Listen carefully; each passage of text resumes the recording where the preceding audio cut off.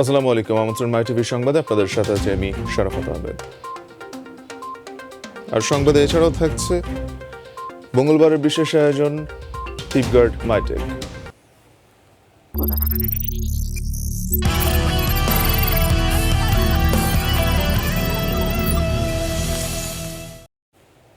এবারে চলে যাচ্ছে বিস্তারিত প্রসঙ্গে। ঈদকে সামনে রেখে বৃষ্টি উপেক্ষা করে গ্রামের বাড়ি ফিরছেন মানুষ। এতে করে যাত্রী ও পরিবহনের চাপ বাড়ছে। দেশের দক্ষিণ পশ্চিমাঞ্চলের ২১ জেলার মানুষের যাতায়াতের অন্যতম মাধ্যম পাটুরিয়া ফেরিঘাট এলাকায়। ঘাট এলাকায় পারের অপেক্ষায় রয়েছে কয়েকশো যাত্রী এবং ব্যক্তিগত ছোট গাড়ি। এছাড়াও পারের অপেক্ষায় রয়েছে ২ শতাধিক পণ্যবাহী ট্রাক।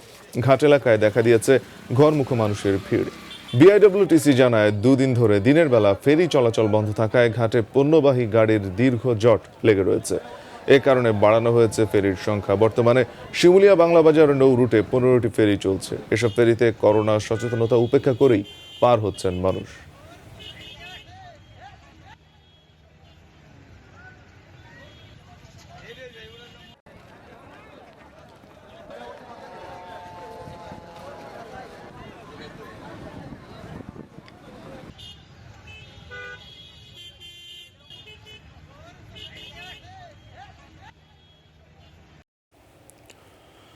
চীন থেকে বুধবার উপহার হিসেবে ৫ লক্ষ টিকা আসবে বলে জানিয়েছেন স্বাস্থ্যমন্ত্রী জাহেদ মালেক। তিনি বলেন, দেশটি থেকে ৪-৫ কোটি টিকা কেনার চেষ্টা চলছে।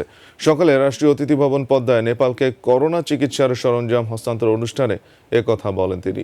রাশিয়ার টিকা কেনার কাগজপত্র তৈরি হচ্ছে জানিয়ে স্বাস্থ্যমন্ত্রী বলেন, ধনী রাষ্ট্র টিকা পাবে আর দরিদ্র রাষ্ট্র পাবে না, তা মোটেও কাম্য নয়। কোনো রাষ্ট্র একা এই মহামারী থেকে বেরিয়ে আসতে পারবে না, তাই সবাইকে সম্মিলিতভাবে কাজ করার আহ্বান জানান স্বাস্থ্যমন্ত্রী। এখন তারা ৫ লক্ষ দিচ্ছে। আমরা লেটার অফ ইন্টারেস্টও পাঠিয়েছি ক্রয় করার জন্য। চাহিদা থাকবে যে আমাদেরকে অন্তত ৪-৫ কোটি ডোজ তারা ইনিশিয়ালি দিক। আরও বেশি দিলেও আমরা নিব, বাট মিনিমাম এইটা দিক তারা, এই জিনিসটা আমরা তাদের কাছে তুলে ধরছি। দর্শক, সংবাদের শুরুতে যেমনটি বলছিলাম, দূরপাল্লার যান চলাচল বন্ধ থাকলেও প্রিয়জনদের সঙ্গে ঈদ করতে মহাসড়কে বাড়ছে মানুষের চাপ। আর এই মুহূর্তে আবদুল্লাহপুর এলাকায় রয়েছেন সহকর্মী ড্যানি দ্রং। আমরা এখন চলে যাচ্ছি তার কাছে। ড্যানি, আপনি তো আবদুল্লাহপুর অবস্থান করছেন, তো ঘরমুখো মানুষের কেমন চাপ দেখতে পাচ্ছেন আপনি?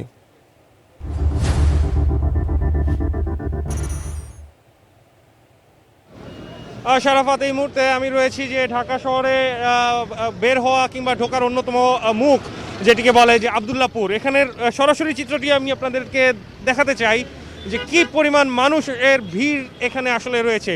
এর আগে যেমনটি আমরা সকাল থেকেই দেখতে পেয়েছি যে দলে দলে বা মিছিলের মতো করে মানুষ কিন্তু ঢাকা ছেড়ে যাচ্ছে। আমরা প্রশ্ন করেছিলাম যে ঢাকা ছেড়ে যাওয়া মানুষদেরকে কেন আসলে যেতে হচ্ছে, যে এই করোনাকালীন সংকটপূর্ণ মুহূর্তেও কেন যেতে হচ্ছে, যেখানে দূরপাল্লার বাসও বন্ধ। তারা যেমনটি বলছেন যে কষ্ট করে হলেও যেহেতু বছরে একবারই ঈদ আসে, অর্থাৎ এই ঈদ একবারই যেহেতু এসছে, সেটি পরিবার পরিজনদের সাথেই তারা সহভাগিতা করতে চান বা উদযাপন করতে চান।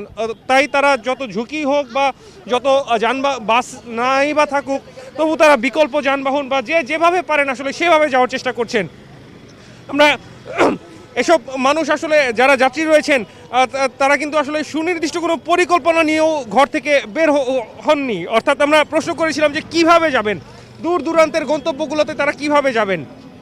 তখন তারা আমাদেরকে জানাচ্ছেন যে রাস্তায় তারা বের হয়েছেন, রাস্তায় এখন যেভাবে পারেন সিএনজি, অটোরিকশা কিংবা মোটরসাইকেল কিংবা ব্যক্তিগত গাড়ি, প্রাইভেট কার, এসবের মধ্যে কিন্তু তারা যাওয়ার চেষ্টা করছেন। এর মধ্যে আরও একটি কথা জানিয়ে রাখতে চাই যে শারাফাত, যে ঢাকা শহরের যে পয়েন্টগুলো রয়েছে, মূল পয়েন্ট ঢোকা এবং বের হওয়ার, সেগুলো কিন্তু আইনশৃঙ্খলা রক্ষাকারী বাহিনীর তৎপরতা রয়েছে। তো সেই তৎপরতাতে আমরা দেখতে পেয়েছি যে ঢাকা থেকে কোনো ধরনের বাস আসলে বের হতে দেওয়া হচ্ছে না বা ঢাকায় কোনো ধরনের বাস প্রবেশ করতে দেওয়া হচ্ছে না, এবং যে ধরনের বাস যদি কোনো দু একটি পাওয়া যাচ্ছে তো সেগুলোর বিরুদ্ধে কিন্তু আইনানুগ ব্যবস্থা নিতেও আমরা কিন্তু দেখতে পেয়েছি। তো যখনই এই ধরনের কোনো বাস আসে এই পয়েন্টগুলোতে, তখন কিন্তু যাত্রীরা হুড়মুড় করে সেটাতে ওঠার চেষ্টা করছেন। তো সেই ক্ষেত্রে কিন্তু আরও একটি কথা জানিয়ে রাখতে হয় যে এগুলোতে যে স্বাস্থ্যবিধি মানা হচ্ছে না, অর্থাৎ যে যেভাবে পারছেন সেভাবে যাচ্ছেন, ব্যক্তিগত গাড়িতে কিংবা বাসে ওঠার চেষ্টা করছেন, সেখানে কিন্তু কোনোভাবেই আসলে স্বাস্থ্যবিধি থাকছে না বা এটি তদারকি করারও মতো কাউকে পাওয়া যাচ্ছে না। যাত্রীরা যেভাবে যাচ্ছেন তাতে কিন্তু 3-4 গুণ বেশি ভাড়া লাগছে বলে কিন্তু আমাদের কাছে অভিযোগ করেছেন, কিন্তু তারপরেও আসলে এই অভিযোগের পরিপ্রেক্ষিতে তারা কোনো সুফল পাবেন বলে সেটাও কিন্তু তারা প্রত্যাশা করছেন না। শারাফাত। ড্যানি, আপনাকে ধন্যবাদ আমাদের সঙ্গে যুক্ত হওয়ার জন্য। দর্শক, আবদুল্লাপুর থেকে জানাচ্ছিলেন সহকর্মী ড্যানি দ্রং। আমরা এখন চলে যাচ্ছি পরবর্তী সংবাদে।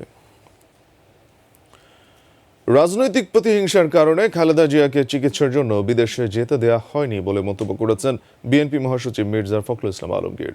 দুপুরে দলের গুলশান কার্যালয়ে ব্রিফিংয়ে তিনি অভিযোগ করেন, সরকারের মূল লক্ষ্য রাজনীতি থেকে খালেদা জিয়াকে দূরে রাখা। এটা তো রাজনৈতিক প্রতিহিংসা কিছুই নয়।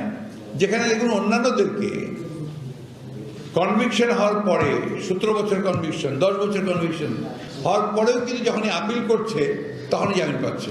আমি কারোর নাম বলছি না, ইতিমধ্যে হয়েছে, এটা কিছুদিন আগেও ঘটেছে। সোহরাওয়ার্দী উদ্যানে কিছু সংখ্যক গাছ কাটা হলেও প্রথম পর্যায়ে 1000 গাছ লাগানোর উদ্যোগ নেওয়া হয়েছে বলে জানিয়েছেন মুক্তিযুদ্ধমন্ত্রী আ.ক.ম মোজাম্মেল হক। উদ্ভিদবিদ, উদ্যান তত্ত্ববিদদের সমন্বয়ে কমিটি গঠন করা হয়েছে বলেও জানান তিনি। মুক্তিযুদ্ধ মন্ত্রণালয় মিলনায়তনের সংবাদ সম্মেলনে তিনি এসব কথা বলেন। মুক্তিযুদ্ধের সঠিক ইতিহাস সংরক্ষণের স্বার্থে মুক্তিযুদ্ধ এবং মুক্তি সংগ্রামের সাথে সম্পর্কিত উদ্যানের সকল ঐতিহাসিক স্থান যথাযথ মর্যাদায় সংরক্ষণ করা হবে বলেও জানান তিনি। বঙ্গবন্ধু এই সোহরাওয়ার্দী উদ্যানে দাঁড়িয়েই নির্বাচিত এমএনএ এমপিএদের সবাইকে প্রায় 500 জন, 450 জনের মতো নির্বাচিত প্রতিনিধিদেরকে নিয়ে শপথ করিয়েছিলেন জাতির ভবিষ্যৎ দিক নির্দেশনা, যেটা শতবর্ষ চলবে, যে কিভাবে বাংলাদেশ এই স্বাধীন যুদ্ধ বিধ্বস্ত ধ্বংসস্তূপকে কিভাবে তিনি গড়ে তুলতে চান। এই দেশের অর্থনীতি, রাজনীতি, পররাষ্ট্রনীতি, সমাজনীতি সর্ব ব্যাপারে। যশোর 250 শয্যা বিশিষ্ট জেনারেল হাসপাতালে প্রস্তুত 3টি আইসিইউ ইউনিট। এখন অপেক্ষা সেন্ট্রাল অক্সিজেন প্ল্যান্টের। সরকারি বরাদ্দ পেলেই আইসিইউ ইউনিট চালু করা হবে বলে জানিয়েছেন সিভিল সার্জন। প্রতিনিধি শরীফুল ইসলামের রিপোর্ট, জানাচ্ছেন শামস তাবরিজ উচ্ছ্বাস। 2020-এর জুনে যশোর জেনারেল হাসপাতালে মহিলা সার্জারি ওয়ার্ডে আইসিইউ ইউনিটের পরিচালনার জন্য অবকাঠামোগত উন্নয়ন করা হয়। কর্তৃপক্ষের প্রয়োজনীয় পর্যায়ক্রমে 11টি বেড, 8টি ভেন্টিলেটর, হাইফ্লো নজল সহ প্রয়োজনীয় সরঞ্জাম সরকারিভাবে সরবরাহ করা হয়। তবে নানা জটিলতায় থমকে থাকে আইসিইউ ইউনিটের সেবার কার্যক্রম। সরকারি বরাদ্দের অপেক্ষা না করে ব্যক্তি উদ্যোগে 3টি পেশেন্ট মনিটর ও 15টি ইনফিউশন পাম্প সংযোজন করা হয়। দ্রুতই করোনা চিকিৎসা আইসিইউ কার্যক্রম চালুর দাবি জানিয়েছেন ভুক্তভোগীরা। তো সরকারের কাছে আবেদন করি আমরা যেন আমাদের আইসিইউর ব্যবস্থা করেন। আমরা আশা করব যে আরো বেশি যেন হয় এবং তাড়াতাড়ি হলে পরে আমাদের জন্য সুবিধা। কর্তৃপক্ষ বলছেন যে এরকম আইসিইউ চালু হচ্ছে, কিন্তু আমরা পাচ্ছি না। সরকারি বরাদ্দ পেলেই দ্রুতই চালুর আশ্বাস দিয়েছেন সিভিল সার্জন। কয়েকটি লজিস্টিক বা যন্ত্রপাতির স্বল্পতা রয়েছে, যেমন ইনজেকশন সিরিঞ্জ, পাম্প, যেটা মনিটর, এগুলো আমাদের স্বল্পতা রয়েছে। তাছাড়া অক্সিজেন সাপ্লাইয়ের জন্য যে oxygen tank, liquid oxygen tank, এটি বসানোর জন্য কাজ শুরু হচ্ছে। আইসিইউ ইউনিট পরিচালনার জন্য সহযোগী অধ্যাপক ও অ্যানেস্থেসিওলজি বিভাগের প্রধান ডক্টর এইচ.এম. আহসান হাবিবের নেতৃত্বে 6 জন বিশেষজ্ঞ ডাক্তার এবং 10 জন সিনিয়র নার্সকে দায়িত্ব দেওয়া হয়েছে। শামস তাবরিজ উচ্ছ্বাস, মাই টিভি নিউজ ডেস্ক। এক প্রকার ক্রেতা শূন্যতায় ভুগছে রাজধানীর প্রযুক্তি মার্কেটগুলো। ল্যাপটপ, কম্পিউটার সামগ্রীর দাম বাড়ার কারণে কমেছে বিক্রি। বিগত বছরগুলোতে ঈদের আগে নিরাপত্তা ক্যামেরার বিক্রি বাড়লেও এবার তেমনটা নেই। সাপ্তাহিক আয়োজন থিপগার্ড মাইটেকে প্রযুক্তি পণ্যের খবর জানাচ্ছেন মোবাল্লিক করিম। প্রতিবারই ঈদে যারা রাজধানী ছেড়ে যান তাদের অনেকেই বাসাবাড়িতে নিরাপত্তার জন্য লাগান সিসিটিভি ক্যামেরা। বিক্রিও হয় বেশ, তবে এবার নেই তেমন ক্রেতা। মানুষ ঈদে বাড়িতে যায়, বাড়িতে গেলে বাড়ি সুরক্ষা করার জন্য ছোট ছোট প্যাকেজের বেশ ভালো সেল হয়, কিন্তু এইবার প্যান্ডামিকের কারণে মানুষের হাতে মনে হয় একদমই পয়সা নেই। দ্যাটস ওয়াই একেবারেই সেল নেই। ক্রেতাদের আনাগোনা কম, তাই বিক্রিও নেই প্রযুক্তির মার্কেটগুলোতে। দু একজন ক্রেতা যারা আসছেন তাদের অনেকেই ইলেকট্রনিক পণ্যের দাম নিয়ে অস্বস্তিতে পড়ছেন। প্রাইস তো ডেফিনেটলি একটু বেশি। জিপিইউ এর দাম অনেক বেশি এখন। করোনার কারণে কমেছে পণ্যের উৎপাদন, তাই নেই সরবরাহ, বলছেন বিক্রেতারা। ভাবছিলাম যে মার্কেট একটু চাঙ্গা হবে, কিন্তু আসলে হয় নাই। মার্কেটের প্রায় সব দোকানের চিত্র একই। প্রোডাক্টের ক্রাইসিস ভাইয়া, আর যেভাবে আসলে চাহিদা, মানুষ যেভাবে চাচ্ছে সেভাবে আসলে প্রোডাক্টগুলো আসছে না, যার কারণে আসলে সিঙ্গেলি আসলে বিক্রি করতে পারছে না। এখনও সংকট রয়েছে জিপিইউ বা গ্রাফিক্স কার্ডের। জিপিইউগুলোতে অলমোস্ট 20,000 করে বাড়ছে। মুবাল্লিক করিম, মাই টিভি, ঢাকা। চলতি মৌসুমে ঢাকা শহরে সর্বোচ্চ বৃষ্টি হয়েছে আজ। ভোর 4টা থেকে সকাল 6:30টার মধ্যে এই বৃষ্টিপাত হয়। সকালে আবহাওয়া অফিস জানায় ঢাকায় আজ 24 মিলিমিটার বৃষ্টি হয়েছে। এবছর ঢাকায় এটাই সর্বোচ্চ বৃষ্টি। দেশের উত্তরাঞ্চলে তীব্র কালবৈশাখী ঝড়ের আভাস রয়েছে, তাই এসব এলাকার নদীবন্দরগুলোকে 2 নম্বর সতর্কতার সংকেত দেখাতে বলা হয়েছে। এছাড়া অন্যান্য এলাকার নদীবন্দরগুলোকে 1 নম্বর হুঁশিয়ারির সংকেত দেখাতে বলা হয়েছে। বুধবার পর্যন্ত বৃষ্টিপাতের বর্তমান প্রবণতা অব্যাহত থাকবে, ফলে তাপমাত্রা কিছুটা কমতে পারে। সহায়তা নয়, একটি আদর্শ গ্রাম তৈরির জন্য বসবাসকারীদের ঐক্যই যথেষ্ট, যার প্রমাণ এখন বরগুনার বুড়িরচর গ্রাম। শিক্ষা প্রতিষ্ঠান, বিশুদ্ধ পানি সরবরাহ, খাল খনন, রাস্তা নির্মাণ, সেচ ব্যবস্থাপনা সহ ক্ষুদ্র শিল্প কারখানা নির্মাণের মতো কাজও হয়েছে গ্রামবাসীর যৌথ উদ্যোগে। প্রতিনিধি মোহাম্মদ আসাদুজ্জামান অন্তুর রিপোর্ট, জানাচ্ছেন আতিকুর রহমান তিতাস। বরগুনার বুড়িচর গ্রাম 8-10টি গ্রামের মতোই সবুজ শ্যামলিমার চিত্র থাকলেও এ গ্রামে বসবাসকারীদের ঐক্য যেন দৃষ্টান্ত স্থাপন করেছে। ফসলি জমির বুক চিরে বয়ে চলা 5,400 মিটারের এই খালটি এখন পানি প্রবাহে সচল, যা খনন ব্যয়ের অর্ধেক এই গ্রামবাসীর। খালটা কাটানো অনেক উপকার হয়েছে, আমার লাভবান এবং রোজার কিস্তিতে অনেক উপকার পাইতেছে।